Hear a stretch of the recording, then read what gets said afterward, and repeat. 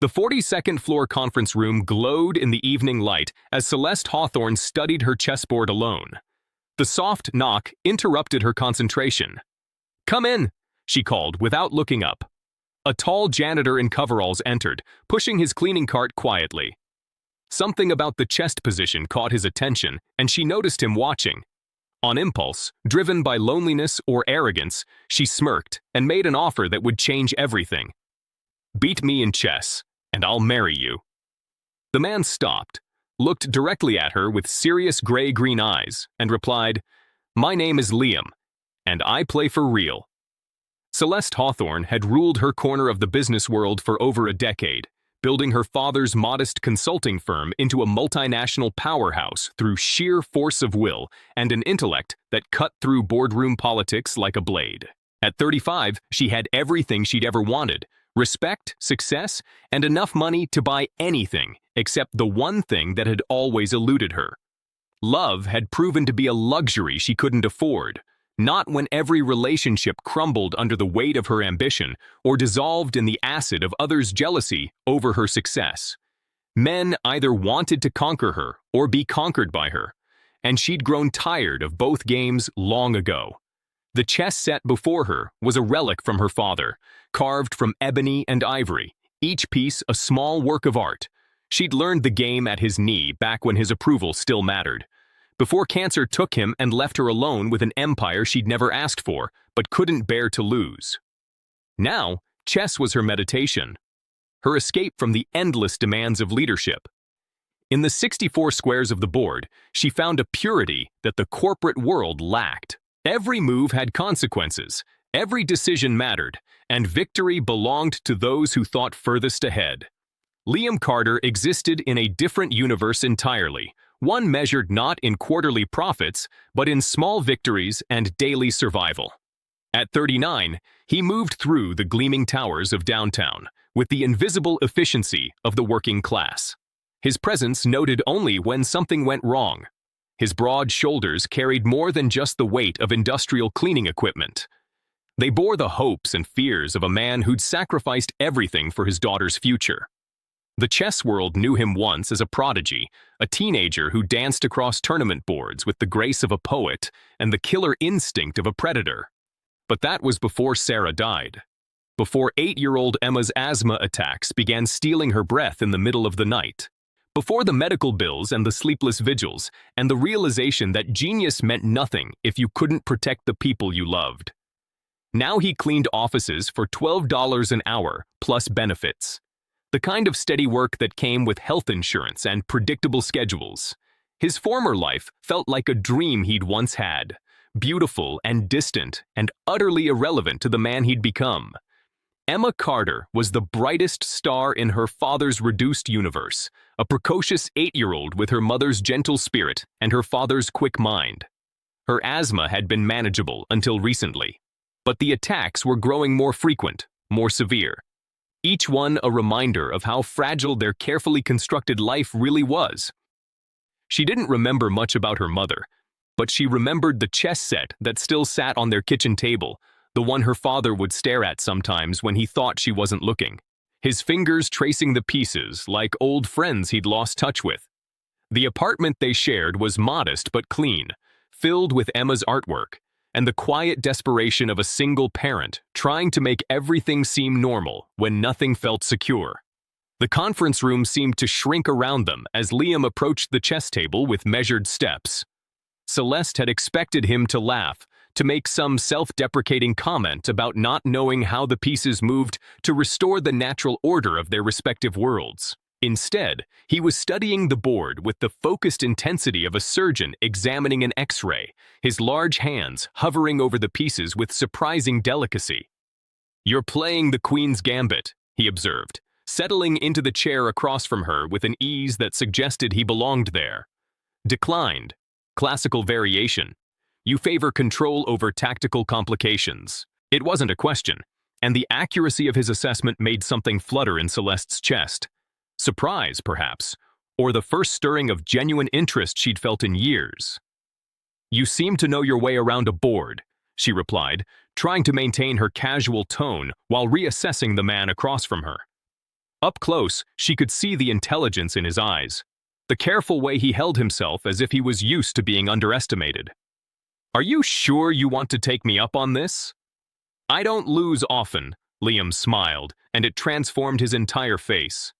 "Neither do I," he said simply, reaching for the white queen's pawn. "Shall we reset the board?" What followed was the most intense chess game of Celeste's life. Liam played with a fluid grace that spoke of years of serious study, each move flowing naturally from the last, as if he were reading from a script only he could see. His opening was classical but creative, establishing control of the center while keeping his real intentions hidden. Celeste found herself leaning forward, her usual confidence evaporating as she realized she was facing a player of genuine skill. By the 10th move, she knew she was in trouble. By the 15th, she was fighting for her life on the board. Liam's pieces moved with surgical precision, each capture and advance part of a larger pattern that was only now becoming clear. He wasn't just playing chess. He was conducting a symphony of strategy that built toward an inevitable crescendo. "Check," Liam said softly, his knight finding a square that seemed to appear from nowhere. Celeste stared at the board, her mind racing through possible defenses, each one crumbling under analysis. She moved her king to safety, but even as she did, she could see the walls closing in around her. "Check," he said again. A different piece this time. The attack coming from an angle she hadn't anticipated. Her palms were actually sweating now, something that hadn't happened since her first major presentation to the board of directors 15 years ago. The third check came like a thunderclap. "Checkmate," Liam announced, though his tone held no triumph, only a quiet satisfaction. The position was elegant in its brutality, her king trapped in a web of his pieces. No escape possible. The game over in exactly 21 moves. The board seemed to mock her as she stared at the final position. Every piece a testament to her complete and utter defeat. Celeste Hawthorne, who had built an empire through careful calculation and strategic thinking, had been outmaneuvered by a man whose existence she'd barely acknowledged 5 minutes earlier. The Ivory King lay on its side, where she'd tipped it in surrender. And somehow that small gesture felt like the most honest thing she'd done in years. "You hustled me," she said finally, her voice carrying a brittleness she didn't recognize. The words came out sharper than she'd intended, tinged with an anger that was directed more at herself than at him. "You let me think you were just some random guy who happened to know how the pieces moved." Liam began resetting the board with careful, practiced movements, each piece finding its starting square with the precision of a ritual. "I never said I was just some random guy," he replied evenly. "You assumed that because of what I do for work, there's a difference." The distinction hit her like a slap, forcing her to confront the casual arrogance that had led her to this moment. She'd looked at his coveralls and his cleaning cart and reduced him to a stereotype, never imagining that intelligence might exist outside the narrow confines of her corporate world. The realization was uncomfortable, like discovering a blind spot in her peripheral vision that had been there all along. "Where did you learn to play like that?" she asked, genuine curiosity overriding her wounded pride. "That wasn't luck or beginner's fortune. You dismantled me systematically." Liam finished placing the last pawn and looked up at her with those unsettling gray-green eyes. "I had some good teachers when I was younger," he said, and she caught something in his tone that suggested a story with depths she couldn't fathom. "Chess was my life once, before other things became more important." The phrase hung in the air between them, loaded with implications that made her want to ask a dozen follow-up questions. But before she could form the words, Liam was rising from his chair, pushing the cleaning cart toward the door with the same quiet efficiency that had brought him into her orbit. "Thank you for the game, Miss Hawthorne," he said formally. "I should finish my rounds." Celeste watched him leave, her mind churning with questions she didn't know how to ask. The conference room felt different now, smaller somehow, as if his presence had expanded the space, and his absence left it diminished. She looked down at the reset board, the pieces arranged in their eternal starting positions, and felt an unfamiliar hollow sensation in her chest. For the rest of the week, She found herself thinking about the quiet janitor who had humiliated her so thoroughly and so gracefully. It was her assistant offhand comment about needing to update the building's service contractor database that gave her the excuse she needed. Employee background checks were a routine part of corporate security, she told herself. Even as she pulled up Liam Carter's file on her computer late one Thursday evening, what she found there made her lean back in her chair as if she'd been physically struck. The basic information was unremarkable. 39 years old, widowed, one dependent child, clean driving record, no criminal history, but buried in the employment history section was a single line that changed everything. Previous occupation, professional chess player, USCF rating 2,437. Her hands trembled as she cross-referenced that rating with the official Chess Federation databases. The numbers told a story that left her breathless with disbelief and something approaching awe. Liam Carter hadn't just been a professional chess player. He'd been a genuine prodigy, a teenager who dominated the national junior circuits in the late 1990s and early 2000s. Tournament reports from 20 years ago described him as brilliant and fearless, a tactical genius with an intuitive understanding of complex positions. The deeper she dug, the more remarkable his story became. International master at 16, barely missing his grandmaster norms due to a family tragedy that had pulled him away from competitive play just as he was reaching his peak. There were forum posts from chess enthusiasts wondering whatever happened to that Carter kid who could have been the next Pfizer. Speculation about a promising career cut short by mysterious circumstances. The mystery was solved in a death certificate she found through public records. Sarah Elizabeth Carter, age 29. Breast cancer, survived by husband, Liam, and daughter Emma. The date was 7 years ago, which meant he'd been caring for a terminally ill wife and a toddler when he'd walked away from professional chess forever. The sacrifice was staggering in its completeness. He'd given up not just a career, but an entire identity, transforming himself from a rising star into a custodian for the sake of his family's survival. Celeste found herself staring at tournament photographs from his glory days, studying the intense young man with the fierce eyes and the confident smile. That version of Liam Carter had inhabited a world of international travel and corporate sponsorships, magazine interviews, and appearance fees that could have set him up for life.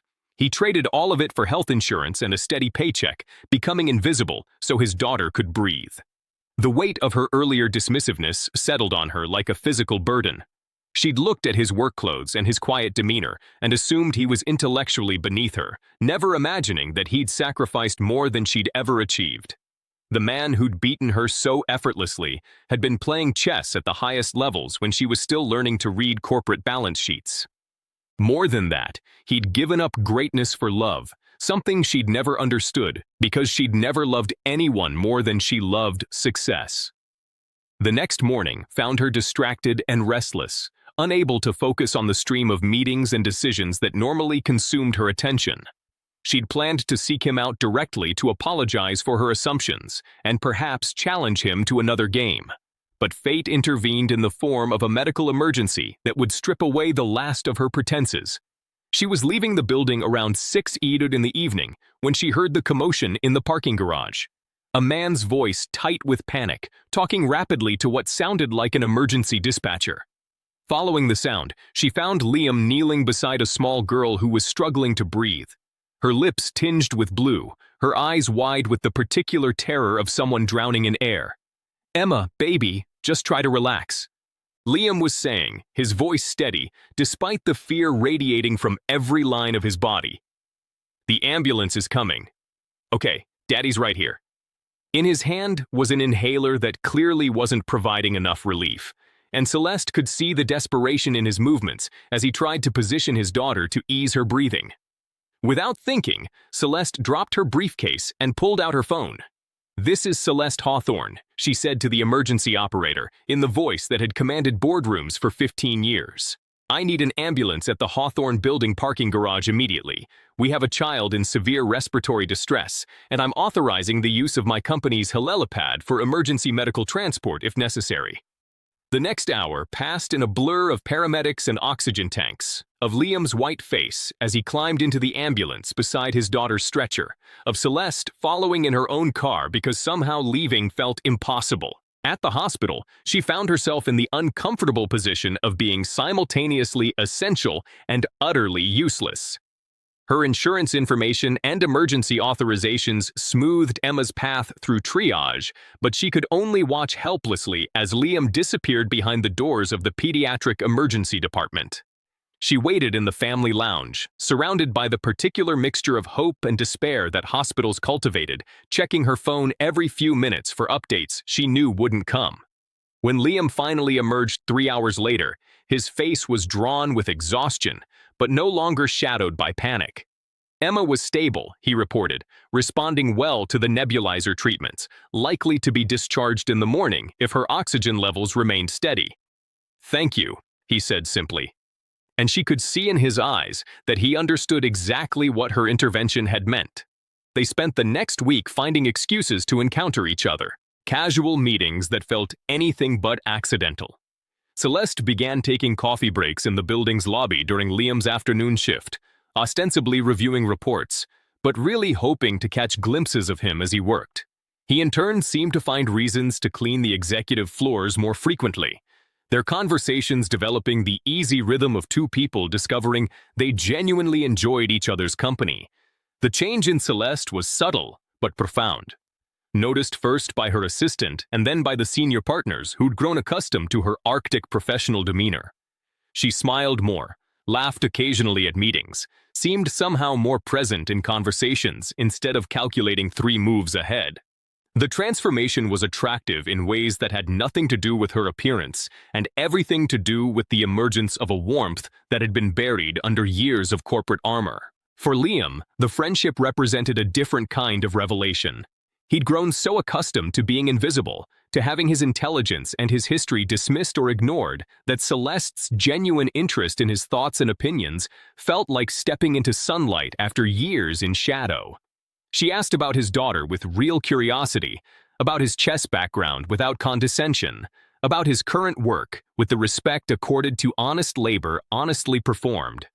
Emma, for her part, had begun asking questions about Daddy's friend from work, the pretty lady who'd helped at the hospital, and who somehow made her father's face soften when he mentioned her.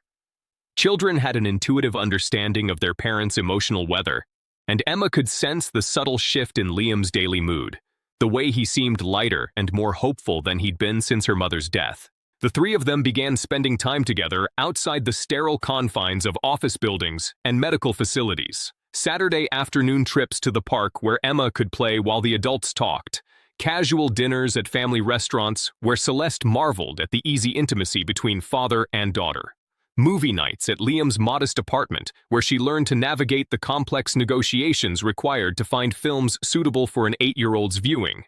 Celeste discovered that she genuinely enjoyed Emma's company, finding in the child's bright curiosity and unguarded affection something she'd forgotten she was missing.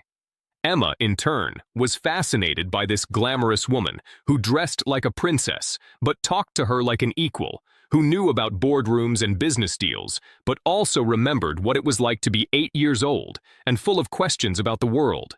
The growing closeness between them felt natural and inevitable, like the organic development of a chess position, where every move flowed logically from the last.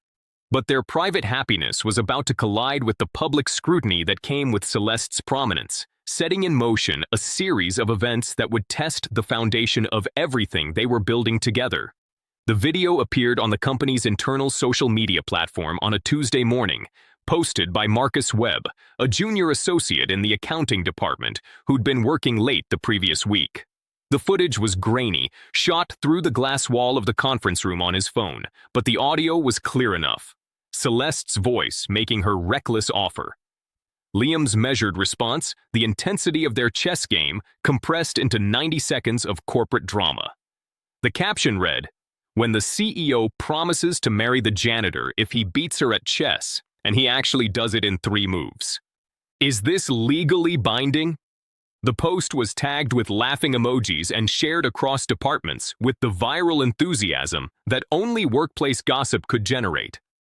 By noon, the video had been viewed by half the company and forwarded to dozens of personal accounts. The comment thread grew like a malignant tumor filled with speculation about Celeste's personal life, jokes about office romances, and increasingly pointed questions about whether company policy had been violated. The Human Resources Department fielded 17 calls before lunch, most of them requesting clarification about fraternization policies and executive conduct standards. Celeste first learned about the video when her assistant knocked on her office door with an expression that suggested incoming disaster. "Miss Hawthorne, we have a situation," Jennifer began carefully. "There's a video circulating on the company platform. It shows you playing chess with one of the maintenance staff. The content is generating discussion." The blood drained from Celeste's face as she watched the footage, seeing her moment of impulsive flirtation transformed into public spectacle. The comments were worse than the video itself, a toxic mixture of sexism and classism that reduced her to a caricature and dismissed Liam as a gold digger seeking to exploit her wealth and position. The professional persona she'd spent decades crafting was being dissected by people who knew nothing about her life or her choices. Her phone rang constantly throughout the afternoon. Board members expressing concern about corporate image. Business partners making carefully worded inquiries about her judgment. Reporters from the business press hoping to transform workplace gossip into a story about executive impropriety. Each conversation chipped away at her composure, forcing her to defend decisions she wasn't sure she understood herself. The worst call came from Richard Hawthorne, her uncle and the chairman of the board, whose disapproval carried the weight of family disappointment and fiduciary responsibility. "Celeste, what the hell is this nonsense about marrying the janitor? The board is concerned about your judgment. This kind of publicity could damage our reputation with clients." "It was a joke, Richard," she said tightly, hating the defensive tone in her own voice. "A casual comment taken out of context by someone with too much time and too little discretion." "It doesn't look casual in the video," he replied coldly. "It looks like you're making a mockery of your position and the company's dignity." That evening, she confronted Liam in the building service elevator, her composure finally cracking under the accumulated weight of public humiliation and professional pressure. The man who'd seemed so noble and principled in the hospital now looked to her like a potential opportunist, someone who might have orchestrated the entire situation for personal gain. "Did you know?" she demanded without preamble. "Did you know that little weasel was recording us? Was this all some elaborate scheme to embarrass me or leverage yourself into a better situation?" Liam's face went carefully blank, the expression of someone who'd learned to weather accusations without fighting back. "No," he said simply. "I didn't know anyone was recording. I don't want anything from you except your friendship, which I'm apparently about to lose." "My friendship." The words came out sharper than she'd intended, edged with the particular cruelty that came from lashing out at the person closest to the source of pain. "Is that what you call it when you humiliate someone in front of their entire company? When you make them look like a fool who can't even tell when they're being hustled?" "I never hustled you," Liam replied quietly. "I played chess the same way I've played it for 20 years. You offered something you didn't mean, and I won a game you didn't expect to lose. That's not a con. It's just what happened." The reasonableness of his response only inflamed her anger further, making her feel petty and irrational in comparison to his calm dignity. Right, the noble janitor, who's too pure to take advantage of a situation. You must be laughing at all of us, the rich idiots who never suspected that the help might have actual brains. Something flickered in Liam's eyes. Then, the first crack in his carefully maintained composure. "You want to know what I'm laughing at? I'm laughing at myself for thinking you were different, for believing that someone who built an empire might understand what it means to sacrifice everything for the people you love, but you're just like the rest of them. Everything's a transaction, everyone's got an angle, and God forbid anyone should exist outside the neat little boxes you've created for them." The elevator reached the ground floor and opened with a mechanical ding that sounded like a death nail. Liam stepped out without looking back, leaving Celeste alone with the echo of his words and the growing realization that she just destroyed the best thing that had happened to her in years. The next few days passed in a blur of damage control and corporate crisis management. The video was removed from the company platform, but had already been copied and shared across social media.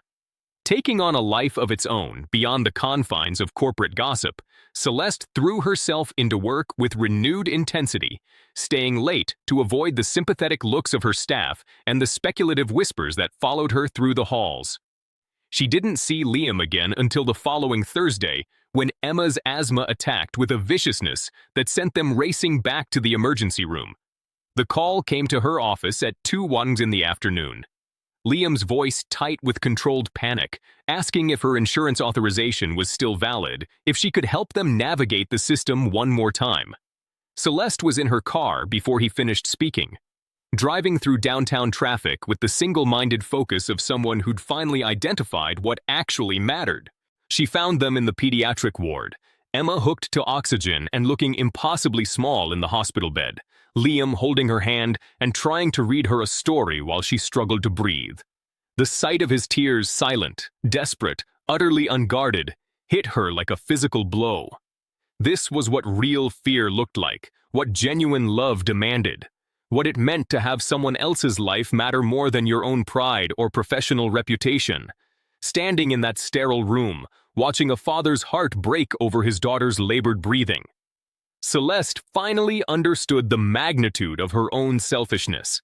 She stayed through the night, not because her presence was needed, but because leaving felt impossible. Emma's condition stabilized around dawn, the oxygen levels climbing back into safe territory, the color returning to her lips as the medications did their work. But the crisis had revealed something that couldn't be medicated away.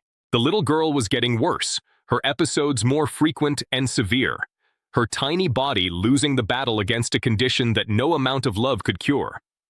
"The doctor wants to discuss more aggressive treatment options," Liam said quietly as they sat in the family lounge. Both of them exhausted beyond the point of maintaining social pretenses, experimental therapies, specialists in other cities, the kind of care that costs more than I make in 5 years.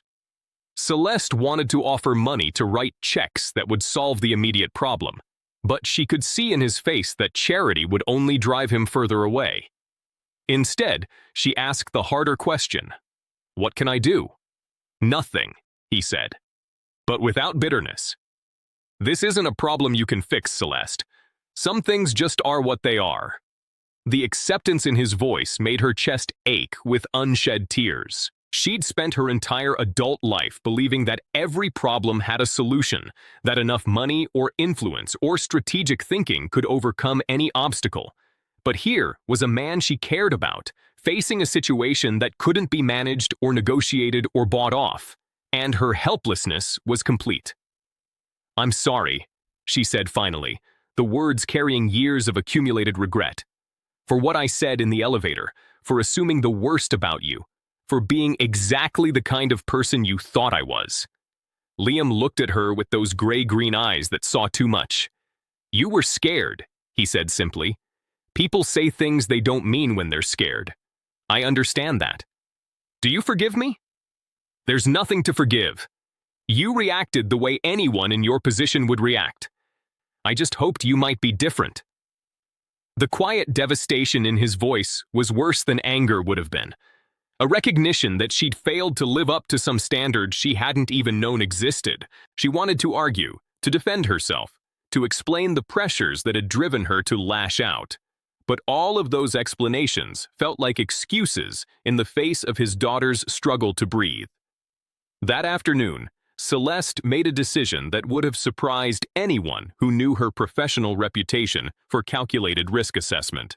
She drove to Liam's apartment complex, a modest collection of buildings that housed the working families who kept the city running, and knocked on his door with no plan beyond the need to try again. Emma answered, looking pale but alert, her breathing easier than it had been in the hospital. "Hi, Miss Celeste," she said with the shy smile that never failed to melt something in Celeste's chest. "Daddy's in the kitchen making grilled cheese. Do you want some?" The domestic normalcy of the scene, father cooking, daughter playing, the comfortable chaos of a life lived on love rather than profit margins, made Celeste's throat tight with emotion. This was what she'd been afraid of losing to corporate gossip and professional judgment. This small pocket of warmth in a world that had grown increasingly cold around her. Liam emerged from the kitchen with a questioning look, but Emma had already taken Celeste's hand and was leading her to the table where the chess set still sat in its place of honor. "Daddy taught me some moves," the little girl announced proudly. "Want to see?" What followed was the most important chess lesson of Celeste's life. Though it had nothing to do with strategy or tactics, Emma played with the unself-conscious joy of someone for whom the game was pure pleasure, making moves that violated every principle of sound chess, but somehow captured the essence of what made the game beautiful. She narrated her thinking out loud, creating elaborate stories for the pieces, turning the ancient battle into a fairy tale where the pawns were brave peasants and the queen was a benevolent ruler who protected everyone. "You're not playing to win," Celeste observed. Not critically, but with genuine curiosity. "Winning's not the fun part," Emma replied seriously. "The fun part is all the things that happen before someone wins." The simple wisdom of the statement hits Celeste like a revelation. She'd spent so many years focused on outcomes, quarterly results, market share, competitive advantage, that she'd forgotten to notice the texture of the experience itself. Chess with Emma wasn't about demonstrating superiority or achieving victory. It was about connection, imagination, the shared pleasure of two minds meeting across 64 squares. When Liam joined them at the table an hour later, the three of them began a different kind of game entirely. They played team chess with Emma, advising both sides, creating positions that were tactically nonsensical, but rich with narrative possibility. They invented new rules, made up stories about the pieces, turned the royal game into something playful and collaborative, rather than competitive and zero-sum. "I brought something," Celeste said eventually, pulling a small, wrapped package from her purse. Inside was a chess set carved from beautiful maple and walnut, each piece a work of art that caught the afternoon light streaming through the apartment windows. "I thought Emma might like her own set." Emma's eyes went wide with delight as she lifted each piece, examining the intricate details with the reverence of someone who understood that she was holding something precious. "They're so beautiful," she whispered, tracing the carved mane of a knight with one small finger. "Are they really for me?" "They're really for you," Celeste confirmed, feeling a warmth in her chest that had nothing to do with the child's gratitude and everything to do with the simple joy of giving without expectation of return. "Your dad tells me you're getting pretty good at the game." Liam watched the exchange with an expression that cycled through surprise, appreciation, and something deeper that made Celeste's pulse quicken. "You didn't have to do that," he said quietly. But she could hear in his voice that he understood the gesture for what it was. Not charity, but an offering. A bridge across the chasm her words had created between them. "I wanted to," she replied, meeting his eyes directly for the first time since the hospital. "I've been thinking about what you said, about sacrifice and what really matters. I think I've been playing the wrong game for a very long time." They talked as Emma explored her new chess set, arranging and rearranging the pieces in patterns that pleased her artistic sensibilities rather than any strategic logic. The conversation was tentative at first, both of them careful to avoid the landmines of their recent conflict, but gradually it found its natural rhythm. Liam spoke about his plans for Emma's care, the specialists he'd consulted, the delicate balance between hope and financial reality that governed their daily decisions. Celeste found herself opening up about the pressures of corporate leadership in ways she'd never done with anyone, the isolation that came with being responsible for hundreds of jobs and millions of dollars in shareholder value. She talked about the video and its aftermath, the way it had stripped away her carefully constructed professional image and forced her to confront who she really was beneath the executive armor. "The board is considering my position," she admitted, the words feeling strange in her mouth. "Richard thinks I've damaged the company's reputation. Maybe he's right. Are you afraid of losing your job?" Liam asked, genuine concern in his voice. Celeste considered the question seriously. 6 months ago, the possibility would have terrified her, representing the collapse of everything she'd worked to build. But sitting in this modest apartment, watching Emma play with her chess set while her father worried about medical bills, she found that her priorities had shifted in ways she was only beginning to understand. "I'm afraid of losing this," she said quietly, gesturing to encompass the three of them.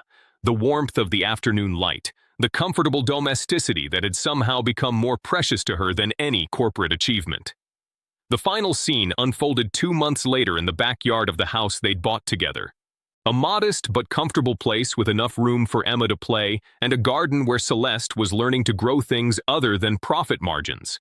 The chess set sat on the patio table between them, the pieces catching the golden light of a Sunday afternoon as they played their weekly game. It had become a ritual, these Sunday matches, less about competition than about the simple pleasure of spending time together, of watching Emma read in the afternoon sun, while they moved pieces across the familiar battlefield of 64 squares. The transformation in all their lives had been gradual but profound, marked not by dramatic gestures, but by the accumulation of small moments like this one. "Your move," Liam said, leaning back in his chair with the relaxed confidence of a man who'd found his place in the world. His face had lost the haunted quality that had marked it during Emma's worst episodes, replaced by something that looked almost like contentment. The new medications were working. The specialists Celeste's connections had recommended were optimistic about Emma's long-term prognosis, and for the first time in years, he could imagine a future that extended beyond the next medical crisis. Celeste studied the board, not calculating 3 moves ahead, but simply enjoying the moment. The warm pressure of Emma's head against her shoulder as the little girl read quietly in her lap. The position was complex but not critical. The kind of game where the pleasure lay in the playing rather than the winning. She'd learned to appreciate these drawn-out, meandering matches that could last for hours, punctuated by conversation and laughter, and the occasional interruption from Emma, who had opinions about everything and wasn't shy about sharing them. "If I make this move," she said, indicating a knight that would fork his king and queen in a combination she'd been setting up for the last 10 moves, "and you respond the way I think you will, I might actually beat you for once." It was a running joke between them, her perpetual quest to defeat the man who'd checkmated her in 3 moves on their first encounter. She'd come close a few times, had even managed to secure a few draws, but Liam's chess intuition remained as sharp as ever, honed by years of high-level competition that muscle memory couldn't forget. "Might," Liam agreed with a smile that made her heart skip the way it had on that first evening when he'd looked up from the reset board, and she'd seen past his coveralls to the brilliant mind beneath.